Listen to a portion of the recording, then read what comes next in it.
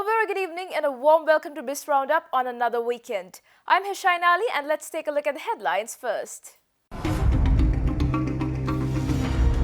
Expert committee appointed to review the MCC agreement hands over its final report to President and government guarantees of not signing the agreement.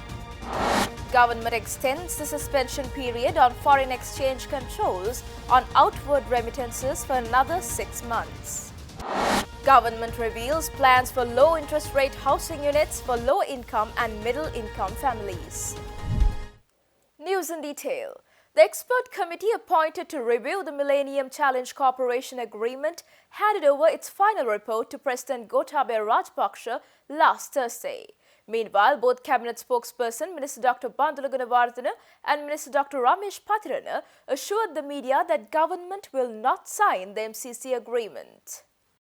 The 4-member expert committee headed by Professor Lalitha Sirigunaruwan handed over its final report to President Gotabaya Rajapaksa at the Presidential Secretariat in Colombo. The committee chairman also expressed their views after handing over the report to the President. අවුරුදු දෙක තුනක් යනකොට ජනාධිපතිතුමනි මේ මිනිස්සුන්ගේ ඉඩම් ටික විදේශිකයෝ විසින් දැහැගෙන තියෙනවා. මේගොල්ල ඇවිල්ලා අස්සම් කළාට පස්සේ පනත මේක ක්‍රියාත්මක කරන්න පටන් ගත්තට පස්සේ ඒගොල්ල එතන ඉන්නවා. මේක අතරමඟ නවත්තනවා. මොකක් හරි නිදහසට කරුණාවක් දාලා ආණ්ඩුව ප්‍රජාතන්ත්‍රවාදී නෑ. මානව අයිතිවාසිකම් උල්ලංඝනය කරලා ඔහොම කියලා මේක පාට ප්‍රධානය නවත්තනවා. ප්‍රධානය නැවතුවට මේකේ කොන්දේසි තියෙනවා. ඒගොල්ලන්ගේ ඉන්ට්‍රස්ට් රැකීම සඳහා ඒ කට්ටිය මෙහි ඉන්නවා කියලා. මේක ආධාරයක් තමයි. ණය නෙමෙයි. හැබැයි ආධාරයත් එක්ක හදන ගෙදර දොරේ අතුර අපි යාට දෙන්න ඕන. ඒකයි කොන්දේසිය. ඉතින් දොරේ අතුර දුන්නයි කියන්නේ ගේ අපිට අයිති නෑ කියන එකයි ඊට පස්සේ. ඉතින් ඒකට අපිට එකඟ වෙන්න බෑනේ. The committee had also presented a copy of the final report to Prime Minister Mahinda Rajapaksa at Temple Trees last Wednesday. Temple Trees sources revealed that the Prime Minister will table the final report at the next cabinet meeting. The 4-member committee had handed over its preliminary report to President Gotabaya Rajapaksa in February and Prime Minister Mahinda Rajapaksa had then tabled the interim report of the committee to the Cabinet of Ministers. The Cabinet of Ministers had decided not to sign the Millennium Challenge Corporation in its present form based on the recommendations of the committee. Meanwhile, during the weekly Cabinet press briefing held last Thursday, media personnel questioned the co-cabinet spokesman, Minister Dr. Bandula Gunawardena, asking whether the government's stance on the MCC agreement has changed. මේ ගිවිසුම අකුරෙන් අකුරට සිංහල භාෂාවට පරිවර්තනය කළා පොතක් විදිහට එළි දැක්ුවේ මම. ඒ නිසා මේ ගිවිසුම පිළිබඳ ඉදිරිපත් කරපු කොළඹ විශ්වවිද්‍යාලයේ ජ්‍යෙෂ්ඨ මහාචාර්ය ලලිත ගුණරුවන් මහතා ප්‍රමුඛ කණ්ඩායමක් අපි පත් කළේ. අපි පැහැදිලි ලෙස විරුද්ධ වුණා මේ ගිවිසුම මැතිවරණයට කලින් එක්සත් ජාතික පක්ෂය අත්සන් කරනවට.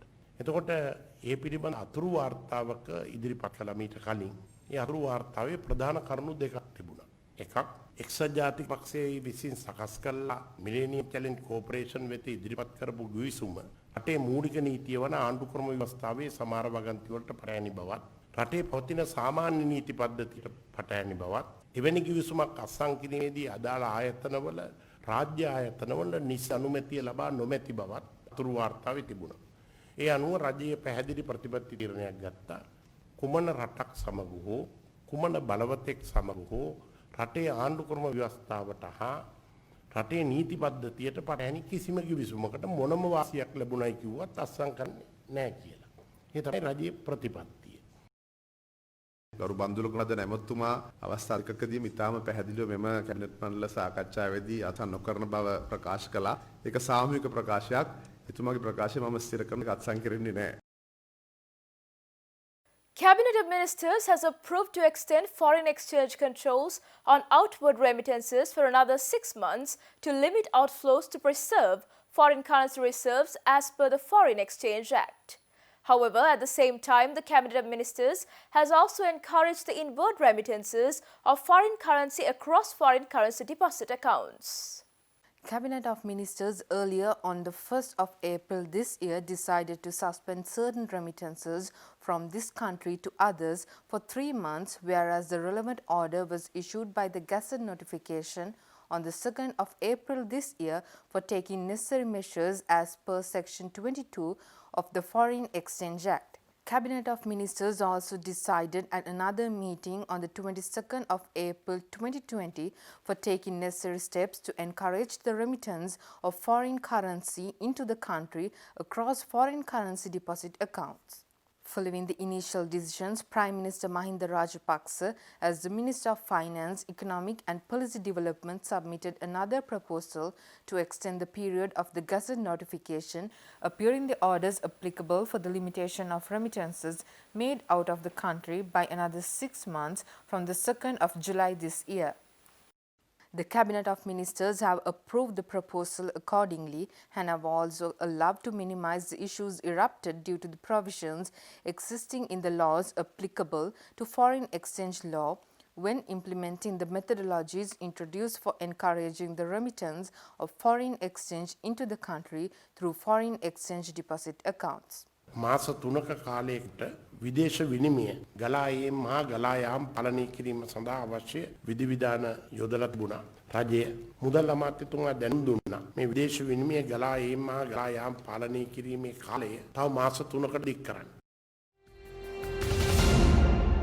Urban Development and Housing Construction Ministry Secretary Dr. Priyat Bandhu Vikrama said that the government has made plans to provide several housing schemes for both the public and private sector employees. The Ministry Secretary added that the plan is to increase productivity of the employees, allowing them to reside at a close proximity to workplace, assuring no transport-related issues will occur. ඔබ දන්නවා මේ රටේ හුඟක් තරුණ පරපුර නිවසක් හිමිකර ගැනීම කියන අභියෝගයට දරුණුවට මුහුණ දෙනවා. මේ ප්‍රශ්නය ජනාධිපතිතුමා අවබෝධ කරගෙන එතුමා අපිට උපදෙස් දුන්නා මගේ ප්‍රතිපත්ති ප්‍රකාශය හරහා මේ සියලු දෙනාට රජයේ වේවා පෞද්ගලික අංශයේ වේවා රැකියාවක් කරන ඕනෑම කෙනෙකුට තමන්ගේ වැටුපට දරා ගන්න පුළුවන් වාරිකයක් ගෙවන්න පුළුවන් නිවසක් තමන් රාජකාරී කරන ජීවත් වෙන ප්‍රදේශයෙන් ලබා ගන්න පුළුවන් ක්‍රමයක් හදන්න කියලා. ඒකට අපි දැන් පහළ සහ මධ්‍යම පාන්තික නිවාස ව්‍යාපෘතියක් ආරම්භ කරනවා. ඒ සඳහා කැබිනට් මණ්ඩල අනුමැතිය අපිට ලැබිලා තියෙන්නේ. මේ යටතේ රජය ඒ නිවාස ඉදිකරන ඉඩම් නොමිනේ ලබා දෙනවා. ඒ ඉදිකරන නිවාසවල මිල මිලියන 7.5 15 අතර වෙනස් වෙන්න පුළුවන්. තනි කාමරය, කාමර 2 සහ කාමර 3 වශයෙන් වෙන වෙන නිවාස කාණ්ඩ යටතේ අපි මේ නිවාස ව්‍යාපෘති ඉදිකරනවා. මේ නිවාස ව්‍යාපෘති සඳහා දීර්ඝකාලීන ණය මේක තමයි ඊටාම වැදගත්ම දේ. අපි දීර්ඝකාලීන ණය පදනම මත 107ක පොලියට තමයි මේ ගෙවීමේ පහසුකම සකස් කරලා දෙන්න යන්නේ. මේ සඳහා රජයේ සියලු බැංකුත් පෞද්ගලික අංශයේ සියලු බැංකුත් මේ වෙනකොට එකඟතාවය පළ කරලා තියෙනවා. Stay tuned for more news right after this commercial break.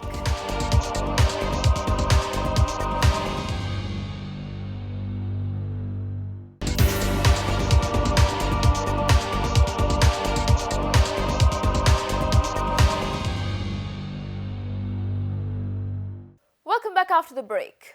Ceylon Electricity Board announced the opening of the country's largest wind power project in Mannar by August, adding 100 megawatts to the national grid. In the meantime, upon being questioned by media as to why the CEB had not reduced tariff when the fuel prices had dropped in the global market, CEB chairman added that CEB had to settle mega loans receiving funds by some other indirect ways. CEB Chairman Vijitha Herath added that among the projects the CEB is working to complete this year is the Uma Oya project, which will add 120 megawatt to the national grid. Herath also noted that Sri Lanka's largest wind power project in Mannar will be completed by August and will add 100 megawatt. The Morogoro hydropower plant will be added to the grid in 2021. Moreover, he also voiced on the Petroleum Stabilization Fund upon being questioned by media.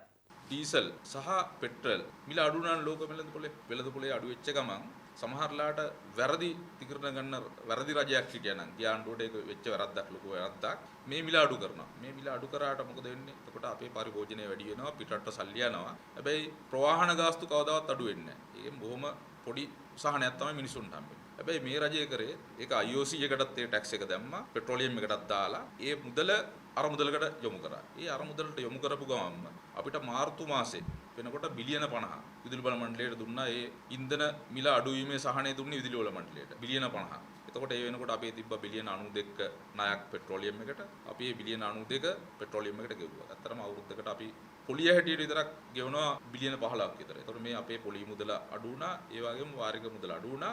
In the meantime, CEB chairman expressed views on the controversial 300 megawatt extension to the Norachole power plant, which has been given the cabinet approval. We have got only the cabinet approval, environmental clearance, everything we have to get. After getting only we can proceed. No? At the moment we have still not get the environmental clearance. After they get the environmental clearance, we'll see what we can do. Central Bank releasing the external sector performance report for the month of April says that the government estimated an amount of 956 million rupees from the tourism sector during the first 4 months of this year. However, the target was down by 44.1% compared to last year. Economic Research Department of the Central Bank released its external sector performance report for the month of April and first 4 months of the year. With the suspension of all passenger flight and ship movements to Sri Lanka from mid-March 2020 due to the outbreak of COVID-19, no tourist arrivals were recorded in April 2020. Accordingly, they showed that the number of tourist arrivals from the first 4 months of 2019 stood as 907,575, and this year it was reduced to 507,311. With these developments, cumulative earnings from tourism were provisionally estimated at $956 million during the first 4 months of 2020, recording a drop of 44.1% from the corresponding period of 2019. Central Bank report says that workers' remittances declined by 32.3% in April, year-on-year, amounting to $375 million. On a cumulative basis, workers' remittances recorded a decline of 9% to $1,975 million during the first 4 months of 2020 in comparison to the corresponding period of 2019. Moreover, in comparison to April 2019, earnings from merchandise exports declined significantly by 64.6% to $282 million in April 2020, continuing the year-on-year decline observed in March 2020, with all major export sectors recording significant declines. Disruptions to domestic production processes, disruptions to export-related services due to the imposition of curfew, and disturbances to both domestic and global supply and demand chains due to the outbreak of the COVID-19 pandemic were the main reasons for this sharp decline in the earnings from exports. Earnings from the 3 major export sectors, agricultural, industrial, and mineral exports, recorded significant contractions in April 2020. Major export products such as textiles and garments, rubber products, petroleum products, gems, diamonds and jewelry, tea, seafood and machinery, and mechanical appliances mainly contributed to the decline in export earnings. Stay tuned for more news right after this commercial break.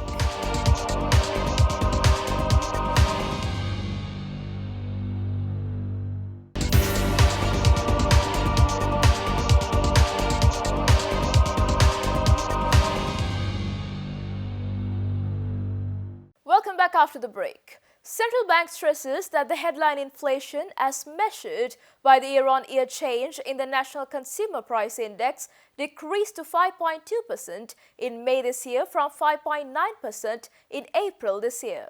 Meanwhile, food inflation declined to 11.1% in May 2020 from 12.2% in April 2020, and non-food inflation also declined to 0.8% in May 2020 from 1.1% in April 2020.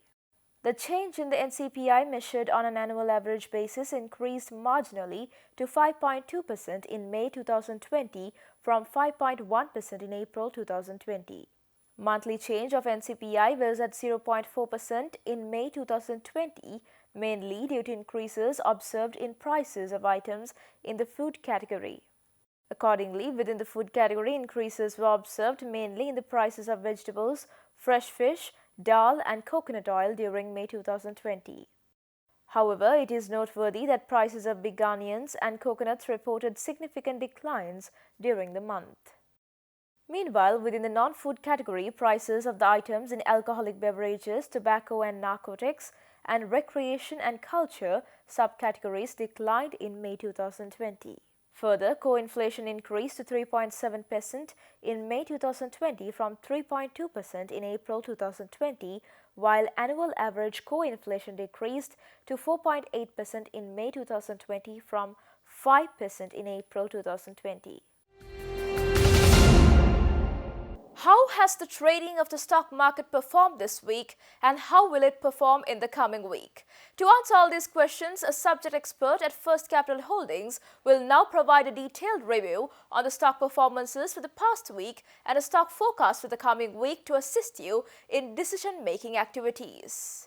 This week was a positive week for the market, where on all the days we saw a significant improvement in the overall index. On Monday, the market managed to breach the 5,000 psychological barrier. After that, we saw a continuous uptrend in the overall market. Turnover levels were also pretty healthy, exceeding the 1 billion mark on most of the occasions. And with that, we saw the buying interest was mainly coming out of the local investors, mainly again going into the banking sector counters. We see these banking sector counters, especially commercial, HNB, Sampath, being the most favorite among the local investors. However, we are continuing to see foreign selling among the same counters, specifically on bulk of the days. If you take this week, we saw foreign selling on all the days that were there, and the net foreign outflow month to date exceeded the 7 billion mark this week. Speaking further, research head of First Capital Holdings, Dimantha Matthew, noted that even though the foreigners will reside more in the selling side in the coming week, it will be absorbed by the more active local investor participation, which will help to continue the positive momentum of the trading. In the upcoming week, we feel that still the market is likely to continue to be positive, with the local investor sentiment being very positive, and there's a bit of speculation on the upcoming election as well. So with the government responding positively in relation to payment of the construction related activities where the government payments are due, there was a bit of a positive trend last week. We feel that that trend also can go into the coming week as well. So with that, in addition, we feel that the banking sector interest is likely to continue, with most of the banking sector counters trading well below its book values. And there is a number of positives that are coming into the banking sector. With the SRR cut, there is a number of benefits that come into the banking sector. So with that, the positivity in the banking sector is likely to continue in the coming week as well. However, on the selling side, we feel that foreigners is likely to continue on the selling side. However, it is likely to be absorbed mostly by the local investors. So we feel that the overall index is likely to be on a positive momentum in the upcoming week as well. And that's all news for today, and log into our Facebook page to get the latest news and updates. Send us your comments, views and opinions via email address and hotline. With that, we'll be signing out for today and see you on Monday with State of Business. Until then, take care, good night.